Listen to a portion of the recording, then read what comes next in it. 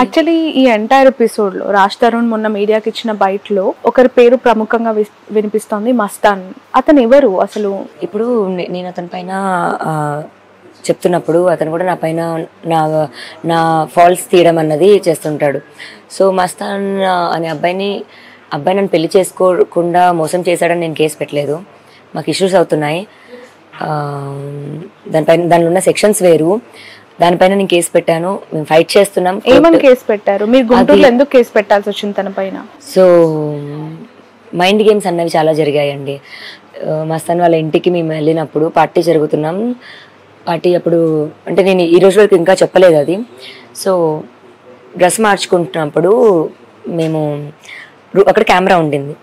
So అంటే ఎక్కువ dress కూడా కాదు, జస్ట్ టీషర్ట్ మేము ఎలా మార్చుకుంటున్నాం, ఎందుకంటే నా డ్రెస్ పైన డ్రింక్ పడింది అనమాట.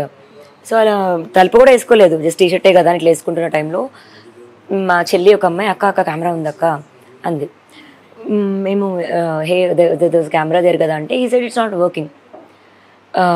అలాంటి ఒక టైంలోని ఇంకో ఫ్రెండ్ వాడు వచ్చి, వాడు సరదాగా అన్నాడో మరి ఏడిపించాడో మరి మైండ్ గేమో ఏమో తెలీదు, కెమెరా ఇక్కడ ఈ యాంగిల్ కాకుండా ఇప్పుడు కొంచెం ఇలా పెడితే బాగుంటుంది కదా, అలా ప్లేస్ అన్నవి జరిగాయి అనమాట.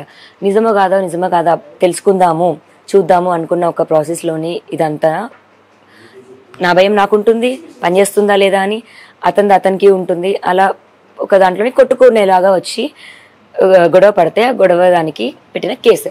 ఓకే, వాస్తవానికి స్టోరీ అయితే దాన్ని అతను తీసుకొచ్చి ఇప్పుడు ఏమీ లేకపోతే why will I even go for case. Okay, ఒకళ్ళు ఇష్టం అయితే why will I even go for case. రిలేషన్షిప్లో ఉంటే why will I go for case. ఇప్పుడు రాజు ఇక్కడ నన్ను వదిలేసాడని కేసు పెట్టాను నేను. ఓకే, అక్కడ అతను వదిలేసాడన్నా లేకపోతే అతను కావాలనో కాదు. బట్ మస్తానికి మీకు ఒక ఇల్లీగల్ ఎఫ్ఐఆర్ ఉందని రాజ్ తరుణ్ ఎలా చెప్తూ ఉన్నారు? ఆ కేసు కూడా అందుకే పెట్టారు, పెళ్లి చేసుకోలేదని కాబట్టి. లేదు ఇన్ దట్ కేసు మళ్ళీ ఇతను ఎందుకు అడుగుతున్నాను అంటే ఇప్పుడు మస్తాన్ వదిలేసాడు నన్ను, తప్పు అది కాదు. సో ఈవెన్చువల్లీ ఏమైందంటే 10 members ఉన్నప్పుడు మైండ్ గేమ్స్ అవి అన్నప్పుడు ఒకరొకరు అనమాట కట్ డౌన్ అవుతూ వచ్చారు. అలా 10లో 9, 8, 7, 6 వచ్చినప్పుడు నేను మస్తాన్ మాత్రమే ఉన్నాను. డైరెక్ట్గా అసలు ఏం జరిగిందని తన వర్షన్ తను, నా వర్షన్ నేను, మొత్తం క్లియర్గా మేము మాట్లాడుకున్నప్పుడు ఎవరేంటి ఎంత మేము నష్టపోయామన్నది మాకు అర్థమైంది. So we decided to take the cases back, but will do it అని అనుకుంటున్న ఒక టైంలోని డ్రగ్ కేసు అన్నది జరిగింది. ఓకే, అప్పుడు ఎందుకు నా పేరుంది అన్న దాంట్లోని మన కాల్స్ ఉన్నాయి మస్తాన్ ఉన్న దాంట్లో. సో మస్తాన్కి ఆ యూనిత్ రెడ్డికి జస్ట్ కాల్ ఉండడం వల్ల మాత్రమే ఆ డ్రగ్ కేసులో నా పేరు ఉందండి. నేను కొనలేదు, నేను అమ్మలేదు.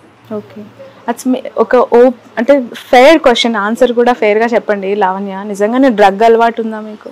ఏవండి, ఇప్పుడు నేను గోవాలో డీజేయింగ్కి వెళ్ళాను. నాకు అక్కడ ఇప్పుడు పార్టీ ఫ్రెండ్స్ అన్నది ఖచ్చితంగా ఉంటుంది. బట్ నేను మానేసి మళ్ళీ వచ్చింది కూడా 2021లో వచ్చాను. ఇప్పుడు 24 మళ్ళీ నేను గోవా వెళ్ళాలి. ఇప్పుడు 2 years నేను గోవా వెళ్ళాలి.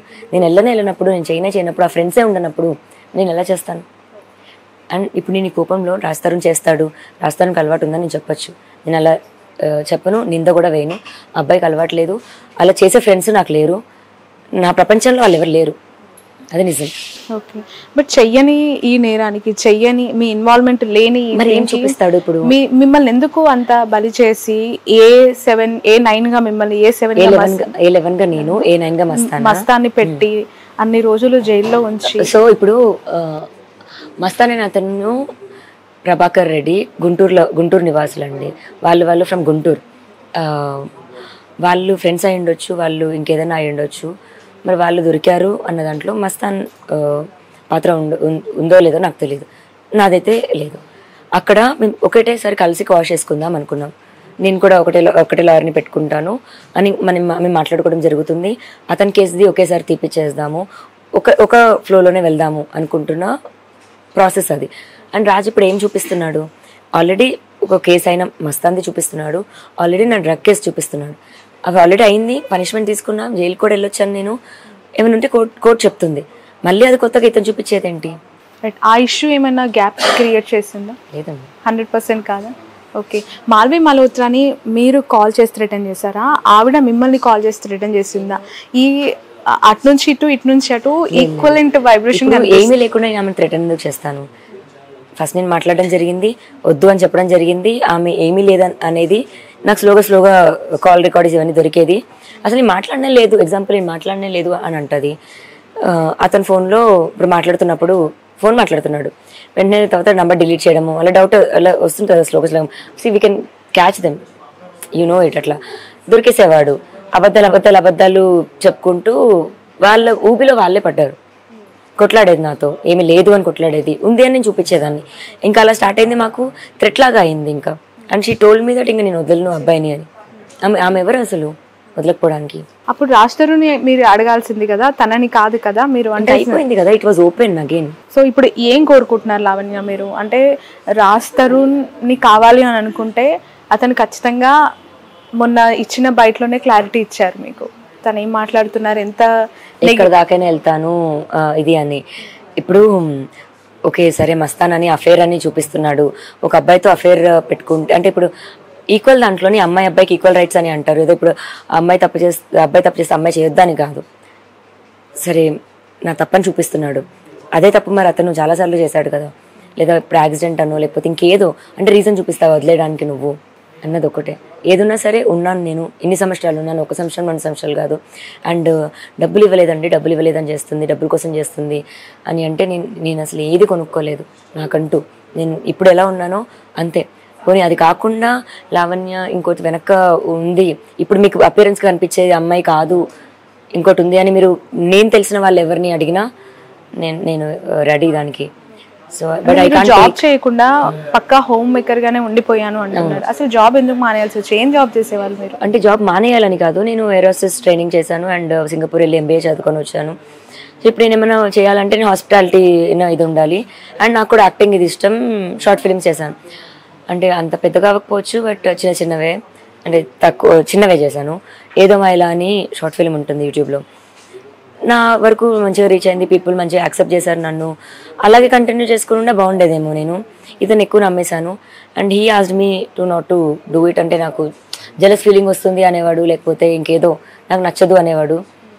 నేను సరే ఎందుకు గొడవ పడ్డాము ఫైన్ అని చెప్పి వదిలేశాను నిజంగా. బట్ అతను ఆ రోజు చెప్పుంటే 10 సంవత్సరాల తర్వాత నేను వదిలేస్తాను అని చెప్పుంటే డెఫినెట్గా కంటిన్యూ చేసుకునేదాన్ని. నాది నాకంటూ ఒక వే ఉండేది. ఇప్పుడు ఏది కాకుండా అయ్యాను, but I will get him back.